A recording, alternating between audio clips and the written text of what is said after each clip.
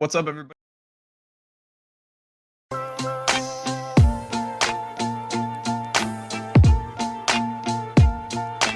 Ben Razza here for Odd Chopper. It is Thursday, September 8th in the sports world, and we are here to break down the lines, look at the board, and find our best bet of the day. It's also the start of the NFL season. Let's not even sugarcoat it. That's what everyone is here for, and I am excited to dive into everything. We're going to talk about that. We're going to talk about BetMGM, recap yesterday as well. But I want to say, anyone checking it out, you stumbled upon the channel, welcome to Odd Chopper. This is what we do here. Break down betting from every sport, every type of bet that you could want. If you're enjoying it, hit that like button and join this community. Join this team. Really fun group of people here. I think you'll really enjoy it. Just press subscribe. Yesterday, we were in the baseball world. We actually had two bets, kind of, because the Yankee game from 2 days ago was rained out. That was very good. We started good. Joe Ryan got rocked just as I thought he would. It was very, very useful. But we followed that up with the Astros, who in no way, shape, or form were going to cover the run line. They were never up by 2 runs. They did rally. I went to sleep. They rallied and they won that game. Good for them. That does not help us whatsoever. So that is a loss. Not the best idea there, but what are you going to do? Yankees did help soften that blow. We turn the page. We get back on the gridiron because there is football today. There's also that opportunity to pad the bankroll at BetMGM. Promo code BensBet. Use the link in the description. I know the season is getting started, but there is still time. If you're a new user, sign up and deposit. Like I said, use that link. You're going to get the risk-free bet of up to $1,000. It's an opportunity to take a big shot on a bet, and if you lose, you get it back in free bets. No reason not to do that. We've had a ton of people sign up. A lot of people have some extra money for football season because they've done just that. I honestly was going to pick a soccer game today, but then I remembered it is the start of the NFL season. How could I not play the first game of the year? We got to. It's tradition. We got a great game. Bills, Rams. Is it the best betting game I've ever seen? Honestly, no. But I did find some value, and I'm actually willing to go to a side here, and we're going to talk about that in just a second. This is all you could ask for, though. I mean, both teams are perennial Super Bowl contenders here. The Rams are the champs. The Bills should have been there, and we'll talk about that in a little bit. But we've got this game. Got an over-under of 52. Got the Bills as road favorites, 2.5 points, minus 135 on the money line. So let's dig into the teams. Let's talk about what we see, and then we'll talk about what we're actually betting today. So let's start with the champs, the Rams. They won the Super Bowl. They return a ton. Stafford is still there, of course. Health-wise, how he'll hold up for a whole season, I have really no idea. But right now, it's week 1. I'm not as worried about that. They bring in Allen Robinson. They still have Cooper Kupp.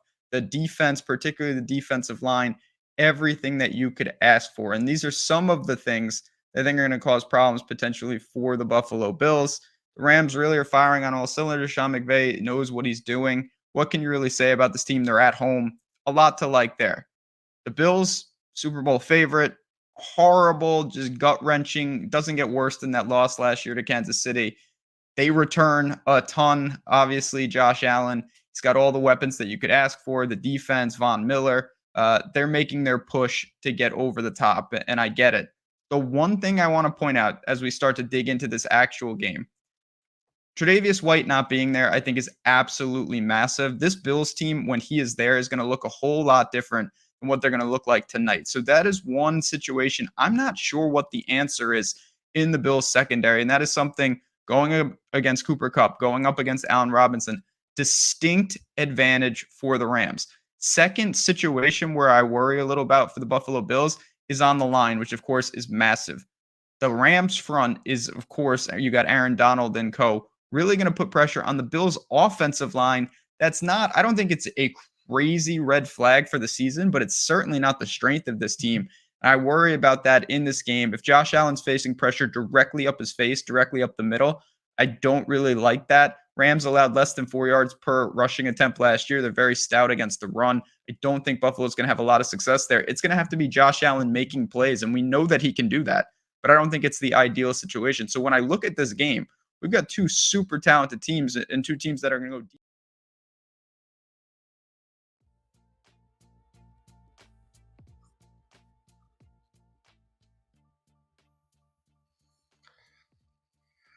Yep.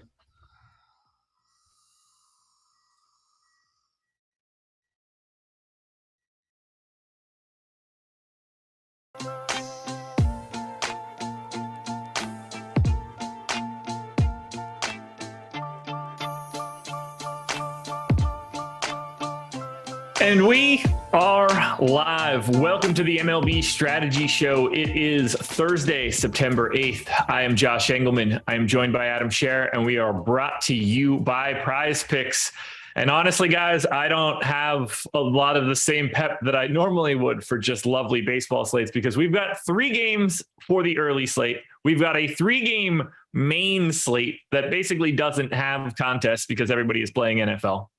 But we're going to break it down. So Adam and I are going to hit the 3-game early this morning. Adam and I are then going to hit the 3-game main slate later tonight from 5 o'clock to somewhere around 6 o'clock, but probably short of that because really how much is there to actually say? So you're going to get Adam and I twice today. We're not talking about the main slate now, late for later on, because that is just a useless endeavor. So you're going to get a 3-game breakdown for this main slate that locks at 115. Before we get started, hit the like button, subscribe to the channel, hit the notification bell so you know when everything goes live. Follow us both on Twitter as well. That would be great. Adam, how'd it go yesterday? It went poorly. Started out well. Had a lot of Rockies on the early slate. They did really well. And then my teams kind of just fell back. When we were doing the deeper dive yesterday, I started out the deeper dive winning 50K. By the end of it, I don't think I had a team in the top 100. So things didn't really go well. And then the main slate didn't go well either. So I would say that I'm looking forward to getting back to it today, but I'm not, because it's a 3-game slate. Are you playing the MLB main slate tonight? I haven't decided. Man, I don't even know. It's basically just like the relay throw and nothing else. Yeah, I don't even know if I'm playing football tonight. Really? Yeah, I don't care. Weird. I registered for Showdown like 2 days ago. That's so bizarre. I hate Showdown. That's the best. So it's the best. Alrighty. Well, there's no reason to drag our heels on this one. We're going to zip through this pretty quickly. Let's get it started. Cardinals and Nats. 4.8 run implied total for the Cardinals, 2.8 for the Nats. Adam Wainwright and Josiah Gray. Adam Wainwright is 8,600 here against the Nats, projected for 66% ownership. Josiah Gray on the opposite side, 7,500, projected for 20. This is about where I have both guys. There's one standout pitcher. There's a second very clear silver medalist, and then you kind of get like a mishmash relative to salary. 65% for Adam Wainwright. I got 64 on my original crunch. I think he's properly owned. I don't have tons to read into here. It's a matchup against the Nats on a 3-gamer. Is your mic selected? We're about to find out. You sound like when radio shows do live, on location shows, and you get that echo and stuff. It is. Well, you sound like you're doing a live radio show. How about now? Am I any better? Any worse? Sounds the same. Okay. Well, then, yeah, everything's fine. Okay. Yes, I don't remember your question anymore, but I think that the ownership to both of those pitchers makes sense. You're probably getting a little bit more going to Wainwright than he deserves compared to Josiah Gray. We have Gray with a 34% chance of being top 2, Wainwright at 48%, but Wainwright getting 3+ times the ownership. So maybe a little bit more of that goes to Gray for me, but certainly a better spot for Adam Wainwright. 2.7 implied run total for the Nats, 4.8 for the Cardinals. We know there's tons of power in the St. Louis lineup. We know Josiah Gray has trouble limiting power. The one thing sort of working for Josiah Gray here is that most of the legitimate power bats on the Cardinals are right-handed. He has held righties to a 158 expected ISO this year compared to 274 to lefties. He's also struck out righties at a 27.5% clip compared to 23.5%. So it's still not a good spot for Josiah Gray, but it would be a worse spot if Paul Goldschmidt and Nolan Arenado knew how to hit with their left hand. Yeah, I'm a little lighter on Gray. I wouldn't mind getting to more. I don't think that there's a lot of talking points from a pitching perspective today. I think the differentiator is going to be a bit more hitting. So let's dive into the hitting, where we have the Cardinals as the number one top stack. They are second currently in ownership. I'm basically right around the field. I got to about 26% of the Cardinals, but a little bit more in terms of stacks. And that's just because they've got the highest implied total on this early slate. I'm not all that nervous about Josiah Gray on the opposite side. Cardinals just look pretty damn good today. Yeah, I agree. I mentioned that Gray has been better against righties, but he still gives up some power. And the righties that you're talking about here are really good with Goldschmidt, Arenado, Tyler O'Neill has a ton of power. Molina's not any good, but he's cheap at least at catcher. And then you have lefties who have just absolutely torn up Gray. They're not the best hitters in the lineup, but they're still good enough. Nootbaar, Donovan, Dickerson, Nolan Gorman's got plenty of power at second base. So certainly a good spot, a high upside spot for the Cardinals. Tyler from Texas, how often does the projected top stack actually end up being the top stack? My answer would be whatever the percentage is. Yeah, it says. Yeah. Well, I think the question is being asked, how often is the top stack, but not necessarily how frequently is the top stack for today the top stack. Do you know what I mean? On a 15-game slate, the top stack's 8%. Today it's 23. So the top stack is less frequently the top stack on that 15-gamer than it is today. But in the grand scheme of things, it's the aggregate of all of those. You lost me. We can't just say the top stack in baseball is always the top stack 15% of the time or whatever. Every day you can is say a you're different expecting it to be the top stack, whatever the number on the top stacks tool is. Right. But I think I was taking that question as a more generic, how often is your top stack the top stack? But there's no way to answer that. It's just the aggregate of all of the days that there's a top stack. Yeah. So wouldn't the answer still be whatever the number is? Yeah. But the number, today's answer is 23. Yesterday's answer, let's just say, was 8. Right. The answer of how often is the top stack is some sort of combination of 8 and 24, if those were our only 2 days. I took the question way more generically. Okay. Yeah. You're not seeing what I'm seeing?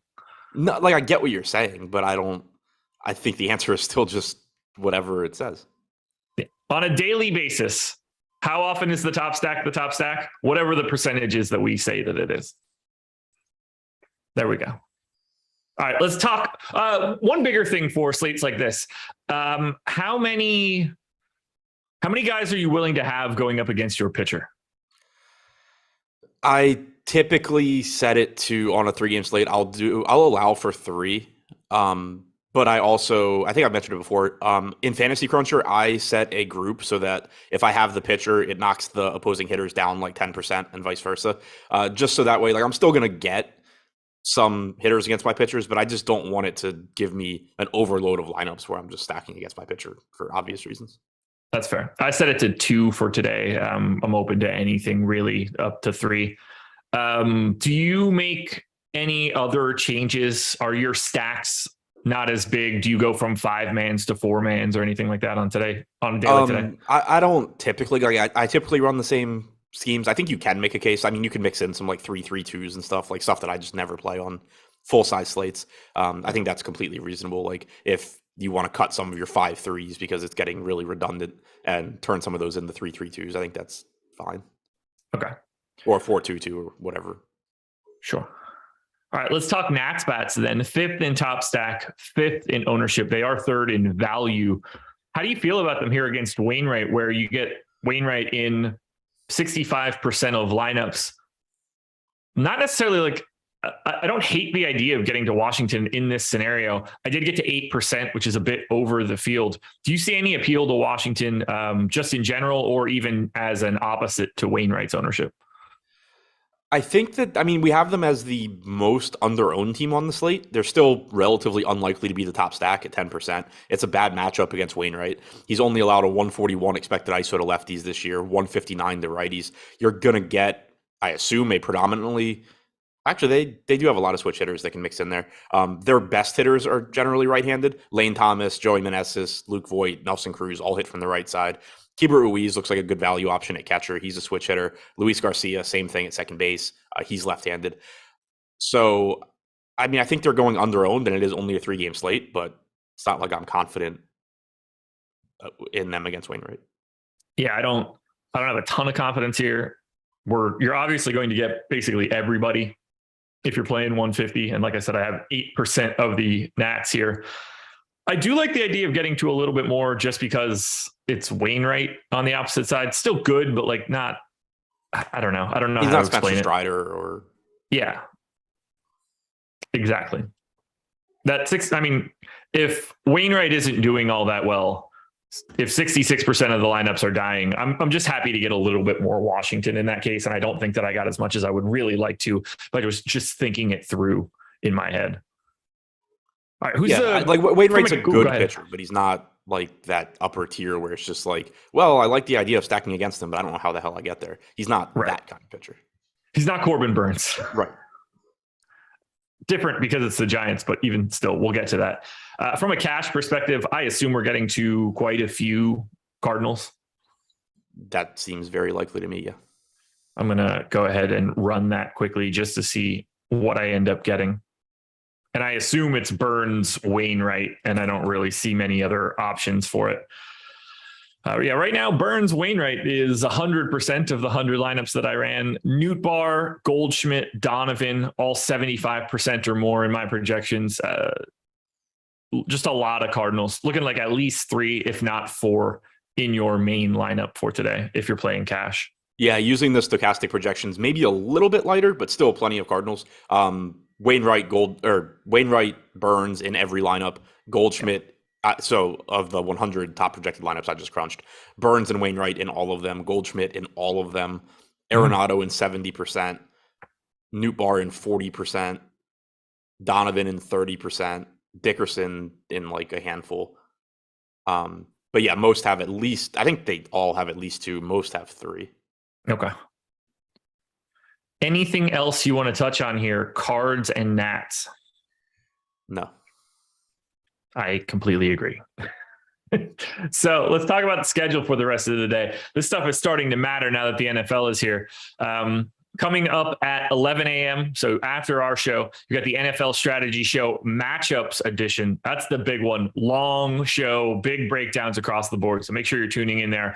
Then we've got a lot more. 1 p.m., we've got the MMA Strategy Show. That's going to be Jason and Pete. By the way, coming up this Saturday, MMA Live Before Lock. It's going to be myself and Pete the Heat Rogers. So we're going to be breaking that one down. I'll let Pete explain to me who some of these fighters are on the undercard. 2:30, we've got the No House Advantage Thursday Night Football show. At 5, Adam and I are back for the MLB Live Before Lock show. 6 p.m., NFL Deeper Dive. And then 7 p.m., NFL Showdown Live Before Lock. We have a ton of content today, so be ready for it. Free content at Stokastic.com. MLB projections are free, and our new NFL lineup generator is free for week 1 only. Make sure you guys are checking that out. Great tool. I think you guys are going to really like it. And then promo code. One big one here. Scramble is the code. SCRAMBLE.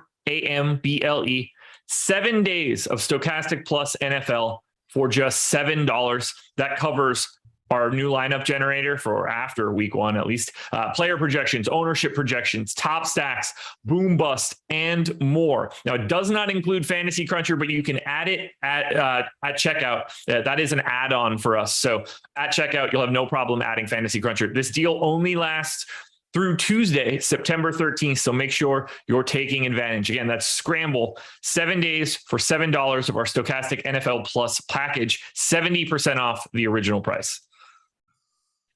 Game 2. Cubs and Reds, 4.3 run implied total for the Cubs, 3.9 for the Reds. Adrian Sampson going for Chicago, Luis Cessa going for the Reds.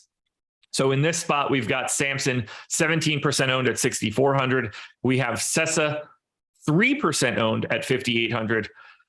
Let's start with Cessa, I think, just based on our top pitchers tool, way higher odds of being a top pitcher and a top value. Are you interested at all in Cessa? So the Reds had mentioned that they would stretch him out a bit more. He got up to 69 pitches last start, 5 innings in that one, 57 pitches in 4 innings the one before. So, I mean, I don't think you're getting a 7-inning, 100-pitch game or anything like that out of him. But for all intents and purposes, I think he is essentially stretched out here.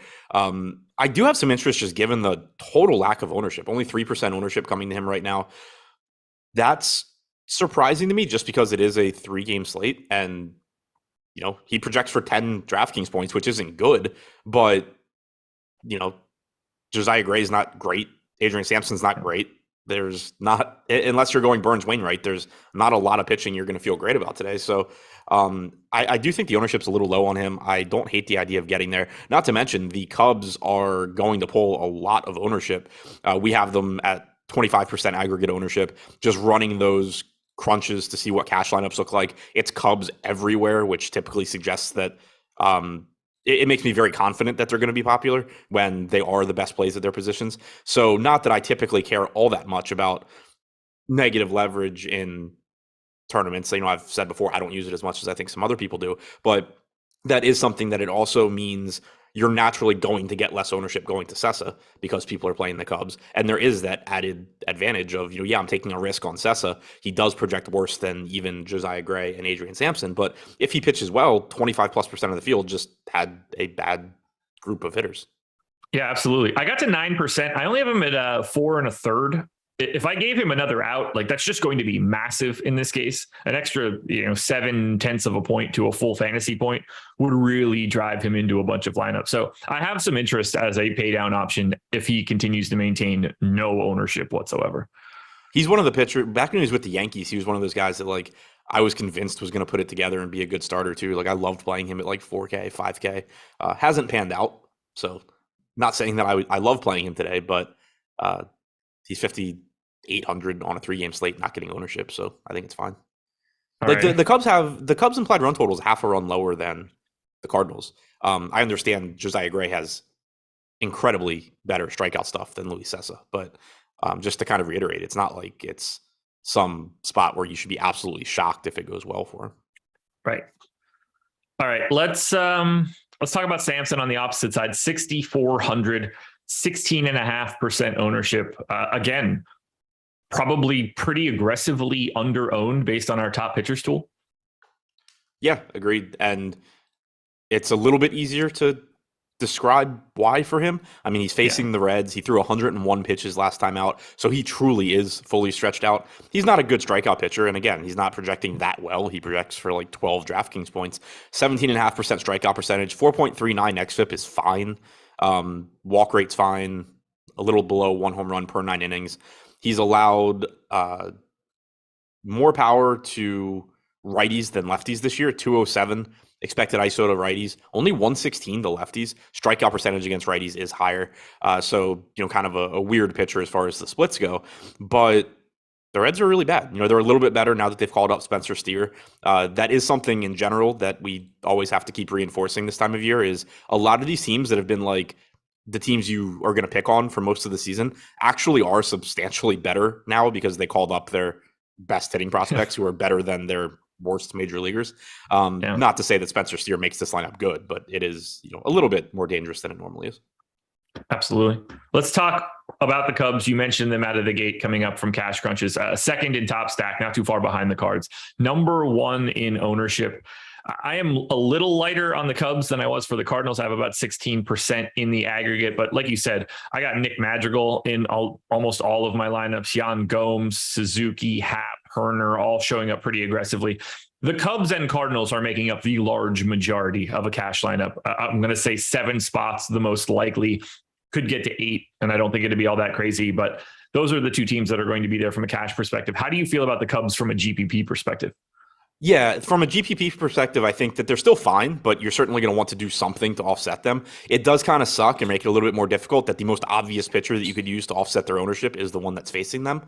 But, maybe if you can use Adrian Sampson. That's a spot where, maybe you just say, screw it, I'm playing Sampson instead of Wainwright, leaving some money on the table. Obviously, you're a dog for doing, if you do that. Wainwright projects several points better than Sampson, but he's still going to win a high, decent percentage of the time. So that's one way you can do it. You could pair him. Maybe that's where you use the Nationals as a stack or as a secondary stack with the Cubs. That's another option.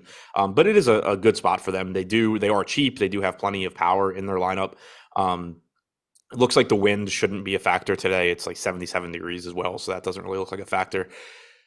They look fine in tournaments, but again, you're going to want to try and find something different to do in your lineups. And I'm with you as far as cash games go. All of the top projected lineups with the Stokastic projections are essentially just a grab bag of Cardinals and Cubs hitters. And then you have either Willie Adames or Jake Fraley as the only hitter not from those teams. Yeah, Willie Adames, 63% of my lineup, so we are on the same page there. 48% for Adames, 47% for Fraley. Madrigal's in 91%, Gomes is in 76%, Suzuki's in 54%, Happ is in 51%, Horner's in 44%, Velasquez in 39%, Reyes in 37%. Yeah, just a lot of Cubs, a lot of Cardinals in cash. Yeah, absolutely.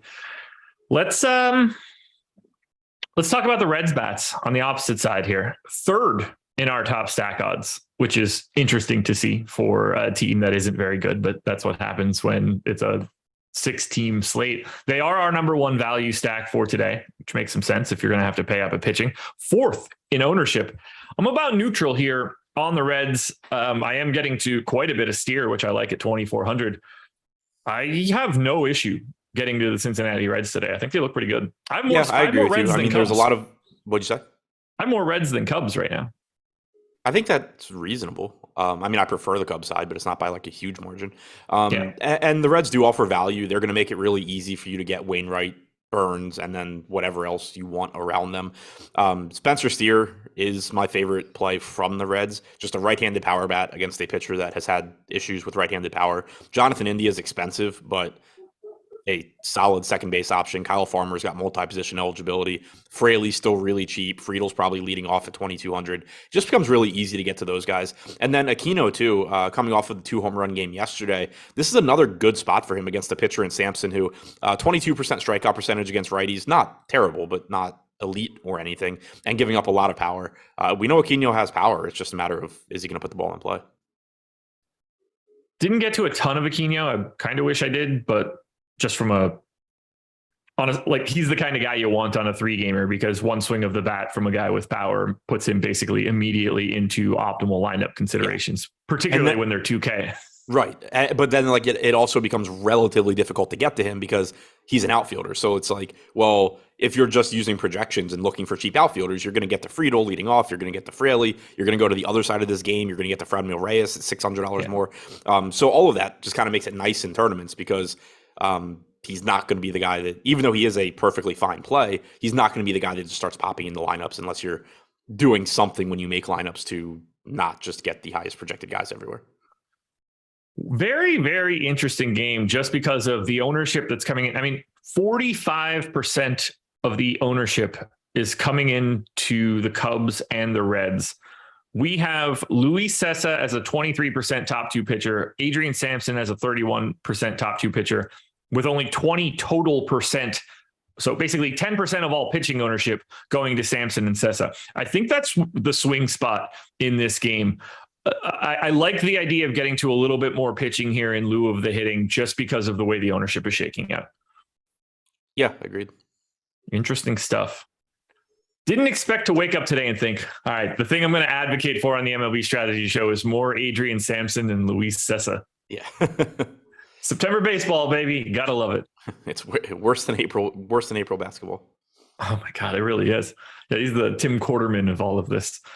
Prize picks, though, not bad. They are great. They are the presenting sponsor of this show, and you can get up to $100 on your first deposit so long as you sign up using the link in the description of this video. Now, if you put in 25, they're going to match with 25, but you can get up to 100. So my recommendation, deposit 100.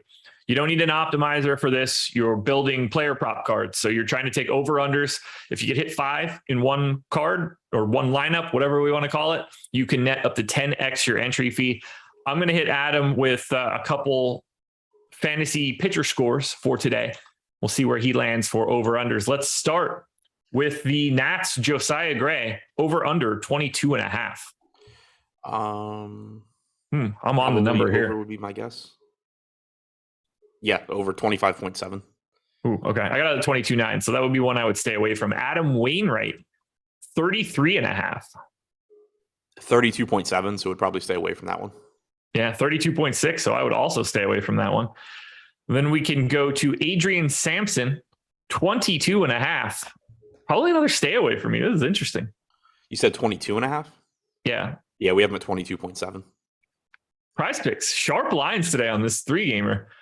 And I have one more from this early slate that is on Prize Picks. We haven't talked about them yet, but we are going to talk about him shortly. Corbin Burns, over under 37.5. I would take the over here. Yeah, we have him at 38. So again, I think it's a pretty good line, but I guess I would lean over. There we go. So guys, again, link is in the description of this video. Go click it, sign up at Prize Picks, up to $100 on that first deposit. And now we get to the final game of this early slate. This one starts at 4:00, so be ready. You are probably not going to have these lineups when we get to lock at 1:00, but we'll see. 4.2 run implied total for the Brewers, 3 for the Giants. Corbin Burns and what looks like Jacob Junis as the long man for the Giants. Corbin Burns is 87% owned. Junis slightly less at 7. Junis is 8,100. I see Junis as a very tough sell today, particularly with losing the ability to probably get the win. Corbin Burns, on the other hand, 87% might not be enough. 9,700. I got him in everything. He's very, very clearly the best pitching option today. Yeah, I would think that I just end up getting him in everything too. I mean, you can always make the case to just hope something weird happens and the 88% owned pitcher doesn't do well. But we have him projected 4.5 points higher than Adam Wainwright, who's the second highest projected pitcher, and 8 points higher than Josiah Gray. It just is going to, for me, it's just going to come down to, I've talked about it before. I'm ultimately trying to just balance projections / chances of success with ownership. And when you have that sort of a gap, the Burns lineups are just going to get pushed up, and I'm typically going to just find ways to lower ownership elsewhere. Yeah, I don't think there's a scenario where I get to less Burns. I have it even more stark than we do. I have him 10 points ahead of Josiah Gray, 5 points ahead of Adam Wainwright. He's just my no doubt about it guy that I need to get to. What do you want to do with Junis? That $8,100 price tag just sort of makes him impossible. Yeah, the price tag is what really hurts. We don't have him in the top pitchers tool right now, but his last couple times out, he's gone like 4 innings, give or take, 4 1/3 in each of the last 2, 78 and 88 pitches, but not like he's a really good strikeout guy. It is a relatively dangerous matchup against the Brewers. They have plenty of power in their lineup. It's a negative park shift going into Miller Park, unless you're going to tell me that that's like a worse park than San Francisco. No, you're good. You're good. So yeah, it's a really, really difficult spot to get to. If you were playing Junis, the logic behind it would simply be that he's not getting ownership. You're just hoping that you get that Corbin Burns game where he scores like 12 points for whatever reason. Not low enough that you have to have the Giants to win, but low enough that it's achievable for Jacob Junis, and that Wainwright kind of does the same thing. Like, you're just hoping that you're getting like 12.5 points from Junis and every other pitcher scores 12 or something. Yeah, it's tough sell. I got the 4% Junis. That feels good enough for me. Nothing that I really want to dig into further. By the way, guys, 144 people, 44 likes. That's a great ratio. Can we get it up to 50? If you haven't hit the like button yet, please do so. Let's talk Brewers bats here. 4th in top stack, 3rd in ownership. This is another team that I'm just sort of right around the field with. I got to 19%. Clearly, a couple bats in this lineup look really good here against Junis in this park in particular. Yeah, without a doubt. And it's easier to make it's easier to sell Brewers bats than it is Reds bats or Cubs bats. Some legitimately good power hitters here on Milwaukee. Junis so far this year, 152 expected ISO to righties, 172 to lefties. Yelich, Adames, Tellez, Renfroe, all are going to look good. Colton Wong is reasonably priced at second base. McCutchen looks fine. Narvaez and Mitchell at the bottom of the order are cheap. Peterson's cheap. It just looks like a really appealing team to get to. And right now they are pulling a little bit less ownership than the Cardinals and the Cubs, a little bit more than the Reds, but pretty similar top stack percentages for all of those teams. Yeah, not a lot of differentiation there at the top. The bigger question I have for you is, what do you do with the Giants, who are the hitting version of Luis Sessa and Adrian Sampson today? 6th in top stack, 6th in ownership. So dead last for both, but one of those, the top stack odds, 10%, ownership just 3. Because of that, I am getting to a little bit more of the Giants bats, which is a little scary because based on having 100% Burns, I have to be getting those Giants bats against Burns. Yeah, but thinking it through, I think that's actually the ideal way to do it. I mean, obviously you would like to 5-man stack the Giants, not have Burns, and they just light Burns up and you walk to first place. But right. I think the most likely way for the Giants to succeed really is, given how weak the rest of the pitching is on this slate, because the thing is, Corbin Burns can have a mediocre start, score 16 points, and still be the highest scoring pitcher a decent percentage of the time. But if that happens, you want Burns in that case, but if he only scores 15, 16 DraftKings points, if it ends up being that kind of slate, you probably did get a home run from Jack Peterson or, a home run from Yastrzemski or something like that. Maybe a couple solo shots or a solo shot and a 2-run shot from the Giants. And having that 1 or 2 guys against Burns, one, it just makes you different because some people don't change that setting, and don't get that at all. And 2, they're just going to be low owned anyway. So it's not that difficult to imagine a slate that plays out where Burns and the Giants bat or 2 are both optimal. It's actually more difficult for me to not see how it plays out where a Giant stack and not Burns is optimal, because the answer is obvious. They just light him up. But in terms of what I think is likely to happen, I think it's much more likely that the winning lineup is Burns plus a hitter or 2, as opposed to no Burns and 5 Giants. Yeah, Corbin Burns can easily give up 2 solo shots in 7 innings, have a decent enough day. Nothing to stop the Giants from also scoring 3 or 4 runs against the bullpen and round out the rest of anything that could pop up for you. So for right now, I have 14% Giants. None of that is in a 5 or a 5 or a 4-man stack. And that puts me quite a bit over the field and still getting to Burns. I like the way that it's happening. Yeah, and the other thing too with a pitcher like Burns, the strikeout stuff's so good that he's not one of these pitchers where if he does give up 3-4 runs, he's drawing to 12 points. He can score 20. He can score 20 points and give up a few runs. A good example of what you could very easily see is Yu Darvish yesterday against Arizona. Right, he scored 18.7 DraftKings points, 6 innings, 6 strikeouts, gave up a home run to Corbin Carroll, gave up 2 home runs to Dalton Varsho. If you get that exact start from Corbin Burns, you need Varsho Carroll, or obviously whatever the equivalent is. You definitely need Varsho, who hit 2. You probably want Carroll, and you on this slate probably need Burns if he scores 18.7. So it's you don't need to look very far to find exactly what could happen here and is relatively likely to happen to make a case for going that route. I think there was a start earlier this year where Burns got bombed in the first inning. And I remember getting a DM from you Burns lineups are dead. This is going to be a dead slate. And then he ended up being the highest scoring pitcher on the slate. And it wasn't even a 3-gamer either. I didn't remember him being the highest scoring pitcher. I remember one where, I don't know if it was him or Woodruff or maybe somebody completely different, but I thought it was a Brewers pitcher.